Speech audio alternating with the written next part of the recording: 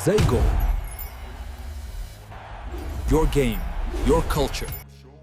ሰላም ውድ የዛይጎል ስፖርት ዩቲዩብ ቻናል አድማጭ ተመልካቾቻችን እንደምን አላችሁ? ዛሬም እንግዲህ በአዲስ ስፖርታዊ ርዕሰ ጉዳይ መረጃ ልናደርሳችሁ ተገናኝተናል።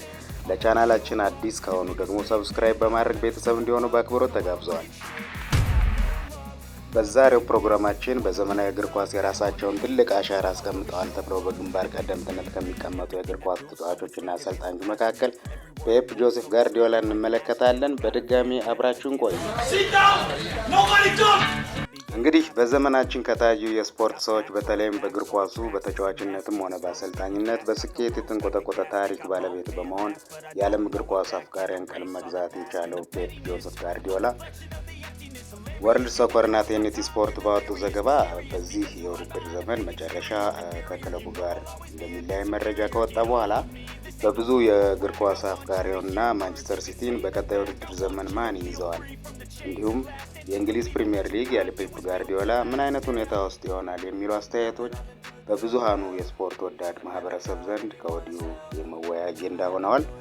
በዚህ ጉዳይ መረጃ እያነሳሳን አጠቃላይ የፔፕ ጆሴፍ ጋርዲዮላን የእግር ኳስ ህይወት እየዳሰስን አብረናችሁ እንቆያለን። በድጋሚ መልካም ቆይታ እንዲሆንላችሁ ስንመኝ ዛይጎል የዩቲዩብ የስፖርት ቻናላችን ሰብስክራይብ በማድረግ ቤተሰብ እንዲሆኑ በመጋበዝ ጭምር ነው።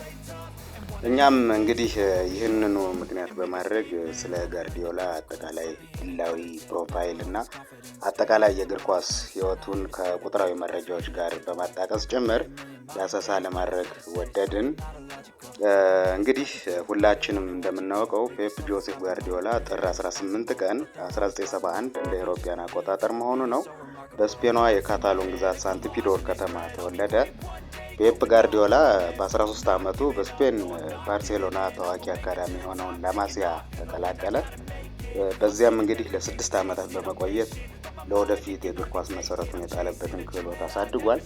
ሁላችንም እንደምናውቀው እንግዲህ በዚህ ላማሲያ የእግር ኳስ አካዳሚ በባርሴሎና ከተማ ብዙ በዓለም እግር ኳስ ባላንዶር የበሉ ተጫዋቾችን ጭምር ያፈራ እንደነ ሊዮኔል ሜሲ፣ ጃቪን፣ አንድሪያስ ኢኒየስታ፣ ሰርጂዮ ቡስኬትን ጨምሮ በዚህ ሰዓት ደግሞ የዓለም እግር ኳስን ይቆጣጠራል ተብለው ቅድመ ግምት እየተሰጣቸው ካሉት ወጣቶች መካከል እንደ ላሚን ያማል አይነት ከዋክብትን ያፈለቀ ማሰልጠኛ ነው። ፔፕ ጋርዲዮላ እንግዲህ 6 ዓመታትን በላማሲያ የእግር ኳስ ክህሎቱን ለማሳደግ በርካታ መሰረት የጣለበትን ላማሲያን ተቀላቅሎ ገና በ19 ዓመቱ ዋናውን የባርሴሎና ቡድን እንዲቀላቀል ምክንያት ሆኗል።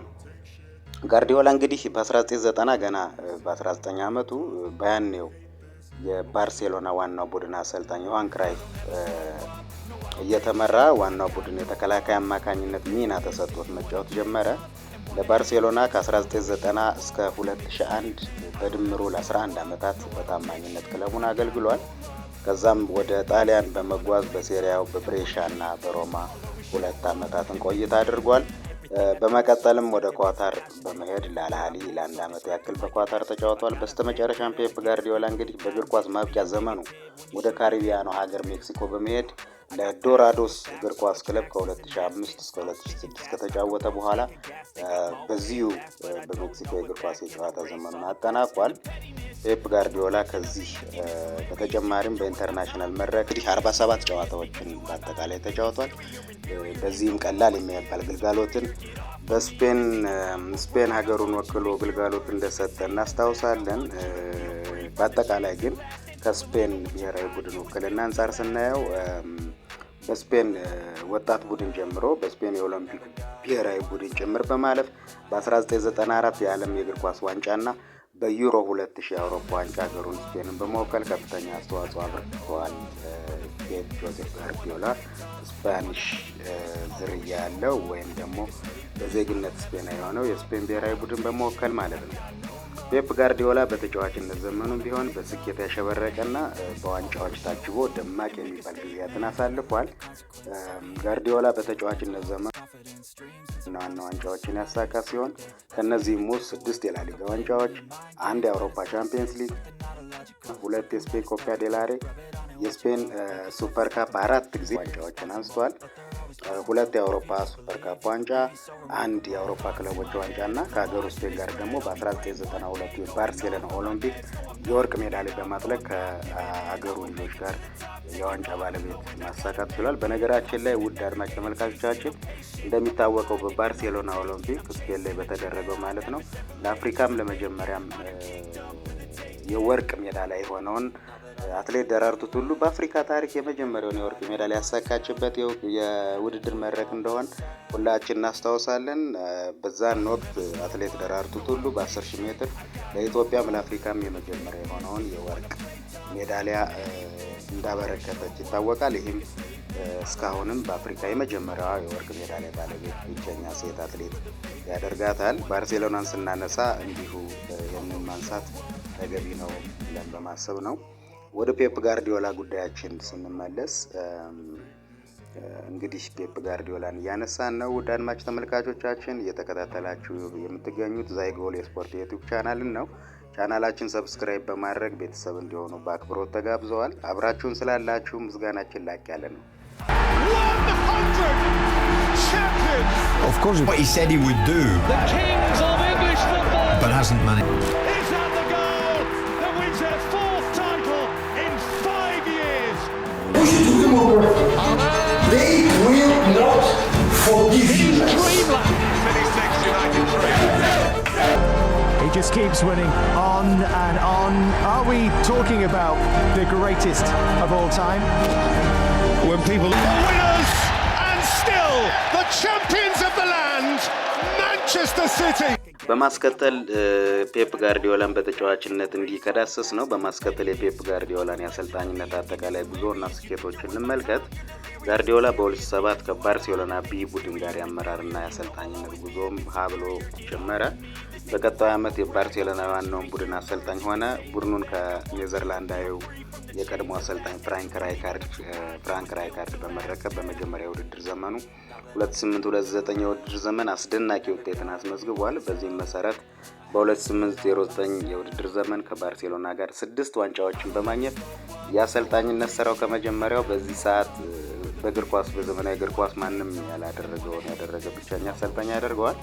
በመጀመሪያው ውድድር ዘመን 6 ዋንጫዎችን ሲያነሳ የላሊጋ፣ የአውሮፓ ቻምፒዮንስ ሊግን ጨምሮ የኮፓ ዴላሬ፣ ስፔን ሱፐር ካፕ፣ የአውሮፓ ሱፐር ካፕ እንዲሁም የዓለም ክለቦች ዋንጫን አንስቶ ዓለምን አስደምመዋል። በ2009-2010 የውድድር ዘመንም የላሊጋና የስፔን ሱፐር ካፕ ዋንጫዎችን አሳክቷል።